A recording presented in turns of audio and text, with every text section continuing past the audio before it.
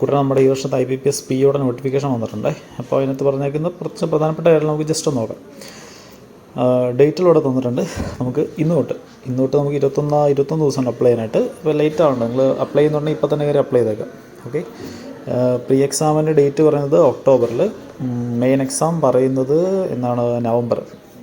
ഇപ്പോൾ July August ആയില്ല, August September October 3 മാസമുണ്ട്. കട്ടയ്ക്ക് നോക്കി നമുക്ക് സുഖമായിട്ട് പിടിക്കാവുന്നേ ഉള്ളൂ. അത്യാവശ്യം വേക്കൻസി ഉണ്ട് ഇത്തവണ നമുക്ക് ലാസ്റ്റ് ഉണ്ട് വേക്കൻസി. ഏകദേശം ഒരു 1000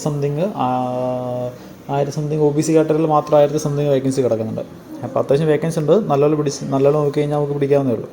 ഇൻ്റർവ്യൂ ഡേറ്റ് ഉണ്ട്. ഇൻ്റർവ്യൂ ഡേറ്റ് ജനുവരി ഫെബ്രുവരി എന്നാണ് പറയുന്നത്. അപ്പോൾ ഒരു ജനുവരി എക്സ്പെക്റ്റ് ചെയ്താൽ മതി. ജനുവരി ആകുമ്പോഴത്തേനും ഇൻ്റർവ്യൂവിനും കൂടെ പോകാൻ പാകത്തിന് പഠിച്ചിടണം.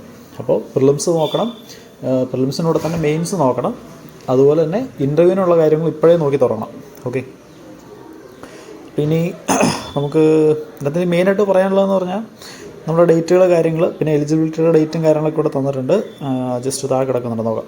പാർട്ടിസിപ്പേറ്റിംഗ് ബാങ്ക്സ് തന്നിട്ടുണ്ട്. ബാങ്ക് ഓഫ് ബറോഡ ഉണ്ട്, Canara bank, overseas bank, UCO bank, bank of India, central bank, PNB, union bank, bank of Maharashtra, Indian bank, Punjab and Sindh bank. ഇനി ഞാൻ ഇപ്പോൾ വേക്കൻസിയുടെ കാര്യം ജസ്റ്റ് ഒന്ന് പറഞ്ഞില്ല. അതിനകത്ത് കുറേ ബാങ്കുകൾ ഓൾറെഡി വേക്കൻസി റിപ്പോർട്ട് ചെയ്തിട്ടില്ല. അപ്പോൾ അതുകൊണ്ട് റിപ്പോർട്ട് ചെയ്യുമ്പോൾ തന്നെ കുറച്ചുകൂടെ വേക്കൻസി അതിനകത്ത് വരും. Age minimum 20, maximum 30. റിലാക്സേഷനകത്ത് തന്നിട്ടുണ്ട്. OBC ആണെങ്കിൽ നമുക്ക് 3 വർഷം, SC/ST ആണെങ്കിൽ 5 വർഷം, എക്സ് സർവീസിന് 5 വർഷം ഡേറ്റ് തന്നിട്ടുണ്ട്. അപ്പർ ഏജ് ലിമിറ്റാണ്, ലോവർ ഏജ് ലിമിറ്റ് അല്ല, അപ്പർ ഏജ് ലിമിറ്റ്. അപ്പോൾ മിനിമം 20 ഉണ്ടെങ്കിൽ നമുക്ക് അപ്ലൈ ചെയ്യാൻ പറ്റത്തുള്ളൂ. മാക്സിമം ഏജിൻ്റെ ലിമിറ്റാണ് തന്നിരിക്കുന്നത്. ഇനി ഡേറ്റ് നോക്കണേ. ഇതിന് മുമ്പ് എന്തായാലും വരാൻ പാടില്ല. ഓക്കെ ആണോ? ഇതിന് മുമ്പ് വരാൻ പാടില്ല. അതുപോലെ ഇതിന് ശേഷം എന്ത് വരാൻ പാടില്ല, ഡേറ്റ് ബർത്ത് വരാൻ പാടില്ല. ഇനി അപ്പർ ഏജ് ലിമിറ്റിന് മാത്രം എന്തുകൊണ്ട് റിലാക്സേഷൻ ഉണ്ട്. അപ്പോൾ ഇതിന് റിലാക്സേഷൻ കിട്ടും. ഓക്കെ. ഇനി ഇതിനകത്ത് പറയാനുള്ളത്, നിങ്ങൾ നോട്ടിഫിക്കേഷൻ വായിച്ച് നോക്കണേ. PDF-ൻ്റെ ലിങ്ക് ഡിസ്ക്രിപ്ഷനിൽ ഇട്ടേക്കാം. നോട്ടിഫിക്കേഷൻ നിങ്ങൾ ഒരു റൗണ്ട് ഒരു വേർഡ് പോലും വിടാതെ നിങ്ങൾ വായിച്ച് നോക്കണം. അപ്പോൾ നമ്മളിപ്പോൾ ജസ്റ്റ് അതിനകത്ത് ഇമ്പോർട്ടൻ്റ് ആയിട്ടുള്ള കാര്യങ്ങൾ മാത്രമേ ജസ്റ്റ് പറഞ്ഞു പോകുന്നുള്ളൂ. ഓക്കെ. ഇനി നമുക്ക് ക്വാളിഫിക്കേഷൻ ഡേറ്റ് പറഞ്ഞേക്കുന്നത് 21/8/2024, അതായത് ഓഗസ്റ്റ്. അതായത് നോട്ടിഫിക്കേഷൻ്റെ ഡേറ്റ് തീരുന്ന അന്ന് നമ്മളിത് ക്വാളിഫൈഡ് ആയിരിക്കണം. അതാണ് ഇവർ പറയുന്നത്. ഓക്കെ. ഇനി ഇവർ നമുക്ക് മാർക്ക് CGPA കാൽക്കുലേറ്റ് ചെയ്തിട്ടുണ്ട്. എങ്ങനെയാണെന്നൊക്കെ ജസ്റ്റ് അതിന് തന്നിട്ടുണ്ട്. ആപ്ലിക്കേഷൻ ഫീ വരുന്നത് 850 ആണ്. റെഗുലർ ആയിട്ടുള്ള എല്ലാവർക്കും 850 ആണ് ഫീ വരുന്നത്. ജനറൽ, അതായത് SC/ST, PWBD കാൻഡിഡേറ്റ്സിന് മാത്രം 175 ഫീ. ബാക്കി എല്ലാവർക്കും 850 ആണ് ഫീ വരുന്നത്. ഇനി നമുക്ക് സ്ട്രക്ചർ എങ്ങനെയാണെന്ന് വെച്ച് കഴിഞ്ഞാൽ ഒരു പ്രീ എക്സാം ഉണ്ടാവും. പ്രീ എക്സാമിന് English, QA, reasoning. English 30 question, മറ്റേത് 35 ക്വസ്റ്റ്യൻ വീതം. അത്രയും തന്നെ മാർക്ക് വെച്ചിട്ട് സെക്ഷണൽ ടൈമിംഗ് ഉള്ള എക്സാമാണ്. അപ്പോൾ മൊത്തം 100 mark 60 minute.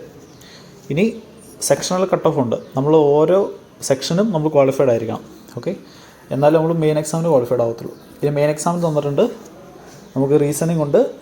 Reasoning complete aptitude, reasoning എന്നുള്ള ക്വസ്റ്റൻസാണ് കൂടുതൽ. ഫസ്റ്റ് ആൻഡ് സിറ്റി ആണ് അതിനകത്തൊരു മെയിൻ ഒരു പോർഷൻ. എക്സാം എഴുതിയവർക്ക് അറിയാം അല്ലേ. അതുപോലെ ജനറൽ എക്കണോമി, ബാങ്കിങ് അവയർനെസ്, അതായത് കറണ്ട് അഫയേഴ്സിനകത്ത് വരുന്ന ജനറൽ ബാങ്കിങ് റിലേറ്റഡ് ആയിട്ടുള്ള കാര്യങ്ങളൊക്കെയാണ് എന്തിൽ വരുന്നത്, കറണ്ട് അഫയേഴ്സിൽ വരുന്നത്. ഇനി ജസ്റ്റ് ബാങ്കിങ് അവയർനെസ് അല്ലേ, സ്റ്റാറ്റിക് ആയിട്ടുള്ള ബാങ്കിങ് അവയർനെസ്സിൻ്റെ ക്വസ്റ്റൻസ് ഉണ്ട്, പക്ഷേ ഒരുപാടില്ല. പക്ഷെ നമ്മളതും പഠിക്കണം. ബാങ്കിങ് അവയർനെസ്സും പഠിക്കണം, കറണ്ട് അഫയേഴ്സും പഠിക്കണം. ഓക്കെ. ഇനി ഇത് IBPS PO അല്ല. IBPS PO കഴിഞ്ഞ വർഷം നമ്മൾ ചെന്നപ്പോഴത്തേനും ഞാൻ കൃത്യമായിട്ട് ഓർക്കുന്നില്ല, എക്സാം എഴുതിയ മന്തിന് അതിന് മുമ്പുള്ള ഒരു 3 മാസം, അതായത് ലാസ്റ്റ് 3 മന്ത് കറണ്ട് അഫെയർ ആയിരുന്നു ആ എക്സാമിന് ചോദിച്ചത്. പക്ഷേ 3 മന്തിൻ്റെ അകത്തുനിന്ന് 1 മന്ത് ഫോക്കസ് ചെയ്താണ് ചോദിച്ചത്. ഓക്കെ ആണോ? ലാസ്റ്റ് 3 മന്തിനകത്ത് 1 മന്ത് ഫോക്കസ് ചെയ്താണ് കഴിഞ്ഞ തവണ PO മെയിൻസിൻ്റെ കറണ്ട് അഫെയർസ് ആണ്. അപ്പോൾ അത് നോക്കണം. എക്സാം നടക്കുന്ന ആ ഒരു മന്തിനകത്തെ എക്സാം നടക്കുന്ന മന്തില്ലേ, ആ മന്തിന് മുമ്പുള്ള 3 മാസം, ആ 3 മാസം നല്ല കട്ടയ്ക്ക് പിടിക്കണം. അതിൻ്റെ ഏതെങ്കിലും ഒരു മാസത്തിൽ നിന്നാണ് ഫോക്കസ് ചെയ്ത് ചോദിച്ചത് കറണ്ട് അഫയേഴ്സ്. കഴിഞ്ഞ വർഷം അങ്ങനെയാണ് ചോദിച്ചത്, അതിന് മുമ്പത്തെ വർഷം അങ്ങനെയാണ് ചോദിച്ചത്. അപ്പോൾ അത് ഓർത്തിരിക്കുക. കഴിഞ്ഞ അവിടെ എഴുതിയവർക്ക് അറിയാവും. ഓക്കെ. പിന്നെ ഇംഗ്ലീഷുണ്ട്, DE ഉണ്ട്. ഇതാണ് QA. ഓക്കെ. നിങ്ങൾക്ക് എക്സാമിൻ്റെ ഡിഫിക്കൽറ്റികളും കാര്യങ്ങളൊക്കെ അറിയാം. നിങ്ങൾ മോക്ക് ചെയ്യുക. ഓക്കെ. കണ്ടവാനം മോക്ക് ചെയ്തിട്ട് പോവുക. ഇനി ഡിസ്ക്രിപ്റ്റീവ് പേപ്പർ ഉണ്ട്. അതായത് നമുക്ക് എക്സാമിന് ശേഷം അവസാനം ഒരു ഡിസ്ക്രിപ്റ്റീവ് പേപ്പർ ഉണ്ടാവും. 2 ക്വസ്റ്റൻ അല്ല, നമുക്ക് 3-4 ക്വസ്റ്റൻ ഉണ്ട്. അതിനകത്ത് 2 ക്വസ്റ്റൻ അങ്ങോട്ട് ചെയ്താൽ മതി. 25 മാർക്ക് വീതം. ഓക്കെ. അങ്ങനെ 15 മിനിറ്റ് അങ്ങനെയാണ് എക്സാം. ലെറ്റർ റൈറ്റിങ്ങും essay ആണ്. ഒരു ലെറ്റർ പിന്നെ ഒരു essay. അപ്പോൾ ഒരു ക്വസ്റ്റ്യൻ ലെറ്റർ ആയിരിക്കും, ഒരു ക്വസ്റ്റ്യൻ essay ആയിരിക്കും. ഓപ്ഷൻ ഉണ്ട്. അതിനകത്ത് ഏതെങ്കിലും ഒരു ക്വസ്റ്റ്യൻ ചെയ്താൽ മതി. എസ് ഐക്കകത്ത് ഒരു ക്വസ്റ്റ്യൻ ചെയ്യണം, അതുപോലെ ലെറ്റർ റൈറ്റിനകത്ത് ഒരു ക്വസ്റ്റ്യൻ ചെയ്യണം. അപ്പോൾ ലെറ്റർ റൈറ്റിങ്ങിന് ഫോർമാറ്റൊക്കെ ഉണ്ട്, അതൊക്കെ നോക്കിയിട്ട് വേണം പോകാൻ. അതുപോലെ ജസ്റ്റ് ഒന്ന് എഴുതി പഠിച്ചേക്കുക. ഓക്കെ, ഇനി നമുക്കിതിനകത്ത് ഇമ്പോർട്ടൻ്റ് ആയിട്ട് പറയാനുള്ളത് നെഗറ്റീവ് മാർക്കിംഗ് ഉണ്ട്. 0.25 ആണ്. അതായത് ഒരു മാർക്ക്, ഇപ്പോൾ ഒരു ക്വസ്റ്റ്യൻ 1 മാർക്കാണെങ്കിൽ അത് നെഗറ്റീവ് ആയി കഴിഞ്ഞാൽ, അതായത് നിങ്ങൾ തെറ്റിച്ച് കഴിഞ്ഞാൽ അതിൻ്റെ 1/4 മാർക്ക് നമുക്ക് നെഗറ്റീവായിട്ട് പോകും. ഓക്കെ, ഇനി നമുക്ക് PT ഇൻ്റർവ്യൂ. ഓക്കെടാ, ഇൻ്റർവ്യൂവിനുണ്ടല്ലോ, ഇൻ്റർവ്യൂവിന് മിനിമം നമുക്ക് 40% മാർക്ക് വേണമെന്നാണ് പറയുന്നത്. Okay, 35% SC ST OBC PWD കാൻഡിഡേറ്റ്സിന്. അങ്ങനെ ഇനി നമുക്ക് ഇൻ്റർവ്യൂവിനൊക്കെ പോകുമ്പോൾ വേണ്ട ഡോക്യുമെൻറ്റ്സിൻ്റെ കാര്യം തന്നിട്ടുണ്ട്. ഓക്കെ, ഇത് നിങ്ങൾ ജസ്റ്റ് വായിച്ച് നോക്കണേ, ഞാൻ പറയുന്നില്ല, ഒരുപാടുണ്ട്. നമ്മൾ എന്തൊക്കെയാണോ ഡീറ്റെയിൽസ് ആപ്ലിക്കേഷനിൽ കൊടുക്കുന്നത് അതെല്ലാം പ്രൂവ് ചെയ്യുന്ന സർട്ടിഫിക്കറ്റ് നമ്മൾ കൊണ്ടുപോകണം. അത്രയേ ഉള്ളൂ. നിങ്ങൾ നോട്ടിഫിക്കേഷൻ വായിച്ച് നോക്കണേ. ഇത് വീഡിയോ മാത്രം കണ്ടുകൊണ്ട് നിങ്ങൾ ഓരോന്ന് വിചാരിച്ച് വെക്കരുത്. നോട്ടിഫിക്കേഷൻ കംപ്ലീറ്റ് വായിച്ച് നോക്കിയിട്ട് വേണം എന്ത് ചെയ്യാനായിട്ട്, അപ്ലൈ ചെയ്യാനും കാര്യങ്ങളൊക്കെ നോക്കാൻ വേണ്ടിയിട്ട്. അത്യാവശ്യം പുതിയതായിട്ടില്ല, ഓൾറെഡി എല്ലാ വർഷവും വരുന്ന നോട്ടിഫിക്കേഷൻ പോലെ തന്നെയാണ് ഇതിനകത്ത് വ്യത്യാസമുള്ള കാര്യങ്ങൾ ജസ്റ്റ് ഒന്ന് എടുത്ത് പറയുന്നുണ്ട്, അത്രയേ ഉള്ളൂ. ഓക്കെ, ഇനി നമുക്ക് ഇതിനകത്ത് വരുന്നത് അപ്ലൈ ചെയ്യാൻ വേണ്ടിയിട്ട് നമ്മുടെ ഫീ തന്നിട്ടുണ്ട്. 850 ആണ്.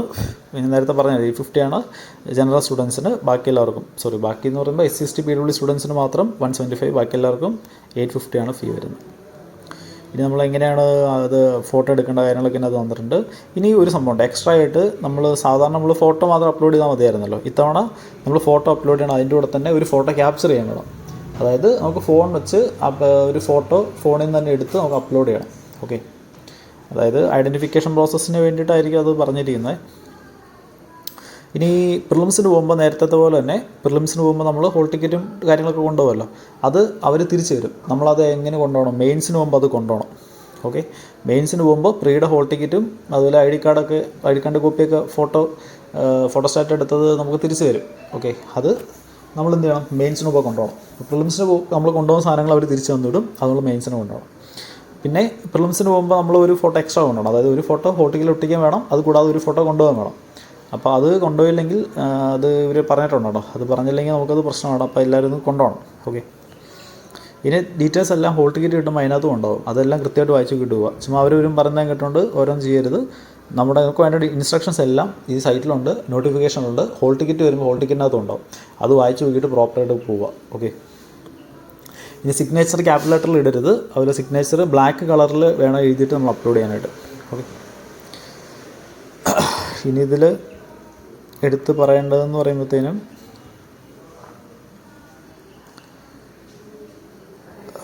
ഓക്കെ, നമ്മുടെ വേക്കൻസി തന്നിട്ടുണ്ട്. നമുക്ക് മൊത്തം SC ടോട്ടൽ വേക്കൻസി വരുന്നത് 1657 ആണ്. ST 332, OBCയിൽ വരുന്ന വേക്കൻസി 1185 ആണ്. അപ്പോൾ OBC സ്റ്റുഡൻസിന് 1185 വേക്കൻസി പ്ലസ് ജനറൽ വേക്കൻസി, ഇത്രയും അവർക്ക് കിട്ടും, ഇവർക്കും കിട്ടും. ഓക്കെ, അത് വേക്കൻസി ടേബിൾ ലിസ്റ്റ് നോക്കുക. ഇനി കുറേ ബാങ്കുകളിൽ നിന്ന് റിപ്പോർട്ട് ചെയ്യാനുണ്ട്. അതുകൊണ്ടോ ബാങ്ക് ഓഫ് ബറോഡ റിപ്പോർട്ട് ചെയ്തിട്ടില്ല, ബാങ്ക് ഓഫ് മഹാരാഷ്ട്ര റിപ്പോർട്ട് ചെയ്തിട്ടില്ല, ഇന്ത്യൻ ബാങ്ക് റിപ്പോർട്ട് ചെയ്തിട്ടില്ല, പിന്നെ യൂക്കോ ബാങ്ക്, യൂണിയൻ ബാങ്ക്, ഇത്രയും ബാങ്ക് റിപ്പോർട്ട് ചെയ്തിട്ടില്ല. അതിൻ്റെ വേക്കൻസി കൂടെ വരുമ്പോഴത്തേനും കുറച്ച് വേക്കൻസി കൂടെ ആടാവും. ഓക്കെ, ഇനി എക്സാം സെൻറ്ററുകൾ നമുക്ക് കേരളത്തിൽ ആലപ്പുഴ, കണ്ണൂർ, എറണാകുളം, കൊല്ലം, കോട്ടയം, പാലക്കാട്, മലപ്പുറം, കോഴിക്കോട്, തിരുവനന്തപുരം, തൃശ്ശൂർ, അത്യാവശ്യം എല്ലാ സ്ഥലത്തും.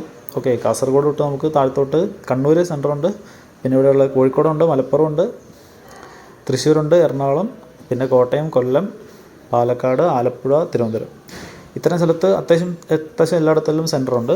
മെയിൻ സെൻറ്റർ എറണാകുളത്തും കോഴിക്കോടും ട്രിവാൻഡ്രം മാത്രമേ ഉള്ളൂ. അപ്പോൾ 3 സ്ഥലത്തേ ഉള്ളൂ, നോക്കുക. പിന്നെ ഇതിൽ എടുത്ത് പറയാനുള്ളൊരു കാര്യം എന്ന് പറഞ്ഞു കഴിഞ്ഞാൽ ഫോട്ടോ ക്യാപ്ചർ ചെയ്യുന്ന കാര്യം പറഞ്ഞില്ലായിരുന്നു. ഇത് നമുക്ക് വേണേൽ വെബ് ക്യാമറ വെച്ചിട്ട് ക്യാപ്ചർ ചെയ്യാൻ പറ്റും, അല്ലെങ്കിൽ ഫോണിൽ തന്നെ നമുക്ക് ഒരു QR വെച്ചിട്ട് നമുക്ക് സ്കാൻ ചെയ്ത് ഫോട്ടോ എടുത്തിട്ട് അപ്പോൾ തന്നെ അപ്ലോഡ് ചെയ്യാനുള്ളൊരു സംഭവം വരും. ഓക്കെ, അത് നിങ്ങൾ അപ്ലൈ ചെയ്യുമ്പോൾ നോക്കിയാൽ മതി, വലിയ സംഭവമൊന്നുമില്ല. ഓക്കെ, ഇതിനു മുമ്പ് വന്ന് നമ്മുടെ IBPS RRBയുടെ ഇതിനുണ്ടായിരുന്നു ഇല്ല, RRBയുടെ ആപ്ലിക്കേഷനകത്തും ഈ പറഞ്ഞ സാധനം ഉണ്ടായിരുന്നു. ഇനി നമ്മൾ ഹാൻഡ് റിട്ടൺ ഡിക്ലറേഷൻ അപ്ലോഡ് ചെയ്യണം, അത് ഇതാണ് ആ ഫോർമാറ്റ്. നോട്ടിഫിക്കേഷൻ കിടപ്പുണ്ട്, അത് നോക്കി എഴുതുക, അപ്ലോഡ് ചെയ്യുക.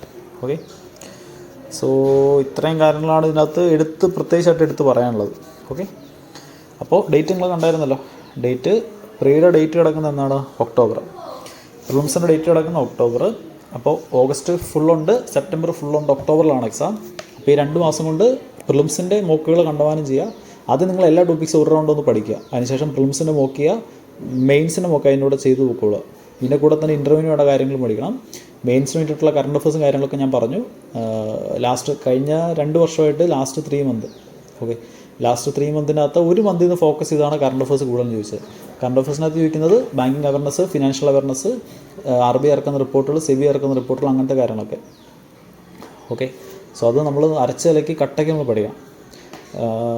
അപ്പോൾ എക്സാം എഴുതിയ ഒരു എക്സ്പീരിയൻസ് പറയുകയാണെങ്കിൽ കറണ്ട് അഫേഴ്സ് അത്യാവശ്യം നല്ല ഡിഫിക്കൽട്ടായിരുന്നു. കാരണം അത്യാവശ്യം നല്ല ഡെപ്തിലാണ് കറണ്ട് അഫേഴ്സ് ചോദിക്കുന്നത്. പിന്നെ അത്യാവശ്യം നല്ല ഡിഫിക്കൽട്ടായിരുന്നു. കഴിഞ്ഞ വർഷത്തെ PO മെയിൻസ്, അതായത് അത്യാവശ്യം വേരിയബിൾസ് ഒക്കെ വെച്ചിട്ടാണ് വന്നത്. ഓക്കെ, അത്യാവശ്യം വേരിയബിളൊക്കെ ഉള്ള മെയിൻസ് ആയിരുന്നു. അതായത് ക്യൂയുടെ പേപ്പറിനകത്ത് അത്യാവശ്യം വേരിയബിൾസ് ഒക്കെ ഉണ്ടായിരുന്നു. നിങ്ങൾ മോക്ക് ടെസ്റ്റ് ചെയ്യുക. ഓക്കെ, അതായത് ഡിഫിക്കൽട്ട് ലെവല്, നല്ല ഡിഫിക്കൽട്ടുള്ള ലെവല് മോക്കുകൾ തന്നെ പെറുക്കിയെടുത്ത് ചെയ്ത് പഠിക്കണം. ഓക്കെ, DA ഒക്കെ നമ്മൾ നല്ല ഡീറ്റെയിൽ ആയിട്ട് പഠിക്കണം. കാരണം ഡാറ്റ ഇൻ്റർപ്രിട്ടേഷൻ തന്നെയാണ് കണ്ടമാനം ക്വസ്റ്റ്യൻ വരുന്നത്. പിന്നെ കമ്പാരിറ്റീവ്ലി അതിനകത്ത് എളുപ്പമുള്ള സെക്ഷൻ എന്ന് പറഞ്ഞാൽ ഇംഗ്ലീഷാണ് കമ്പാരിറ്റീവ്ലി ഏറ്റവും എളുപ്പമുള്ള സെക്ഷൻ. അതിൽ മാക്സിമം സ്കോർ ചെയ്യുക. റീസണിങ്ങും വലിയ കുഴപ്പമില്ല, അതും നല്ലപോലെ സ്കോർ ചെയ്യാൻ പറ്റണം. കറണ്ട് അഫേഴ്സ് നമ്മൾ നല്ലപോലെ പഠിക്കണം. കാരണം നമുക്ക് അറിയാതെ കറക്കി കുത്തലൊന്നും നടക്കത്തില്ല അവിടെ ചെന്ന് കഴിഞ്ഞാൽ. ഓക്കെ, അതുപോലെ തന്നെ ക്യൂ ആണ് ഞാൻ എഴുതിയതിൽ ഏറ്റവും ബുദ്ധിമുട്ടായിട്ടുള്ളൊരു സെക്ഷനായിട്ട് തോന്നിയത്. അപ്പോൾ അതാണ് നമ്മുടെ എക്സാമിൻ്റെ ഒരു എന്താണ് കഴിഞ്ഞ 2 വർഷമായിട്ടുള്ള ഒരു എക്സ്പീരിയൻസ്. അപ്പോൾ നിങ്ങൾ നന്നായിട്ട് പഠിക്കുക. ഇപ്പോഴേ നല്ലപോലെ നോക്കിപ്പോയി കഴിഞ്ഞാൽ നമുക്ക് എന്തായാലും പിടിക്കാൻ പറ്റും. സുഖമായിട്ട് പിടിക്കാൻ പറ്റുന്നല്ല, നമുക്ക് നല്ലപോലെ വർക്ക് ചെയ്യുകയാണെങ്കിൽ ഉറപ്പാണ് റിസൾട്ട് ഉണ്ടാവും. മോക്ക് ടെസ്റ്റാണ് ഏറ്റവും ഇമ്പോർട്ടൻറ്റ്. ഓക്കെ, മോക്ക് ടെസ്റ്റ് കണ്ടവാനം ചെയ്യണം. കറണ്ട് അഫേഴ്സ് നല്ലപോലെ പഠിക്കണം. നമ്മൾ സബ്ജക്റ്റുകളൊക്കെ ഇരുന്ന് പഠിക്കുന്ന പോലെ തന്നെ കറണ്ട് അഫേഴ്സ് പഠിക്കണം. PDF വെച്ചോ, നിങ്ങൾ ഡെയിലി കറണ്ട് അഫേഴ്സ് വായിച്ചോ, എങ്ങനെ വെച്ചാൽ നല്ലപോലെ കട്ടയ്ക്ക് പഠിച്ചുകൊണ്ട് പോകാം. ഓക്കെ, അപ്പോൾ എല്ലാവർക്കും ഓൾ ദ ബെസ്റ്റ്. ബാക്കി ഡീറ്റെയിൽസ് എന്തെങ്കിലും ഉണ്ടെങ്കിൽ നമ്മൾ ഇന്നലെ തന്നെ അപ്ലോഡ് ചെയ്യാം. അതിൽ നമ്മുടെ ഗ്രൂപ്പിൽ ജോയിൻ ചെയ്യുക, ടെലഗ്രാം ഗ്രൂപ്പിൽ ജോയിൻ ചെയ്യുക. ഓക്കെ, അപ്പോൾ ഓൾ ദ ബെസ്റ്റ്.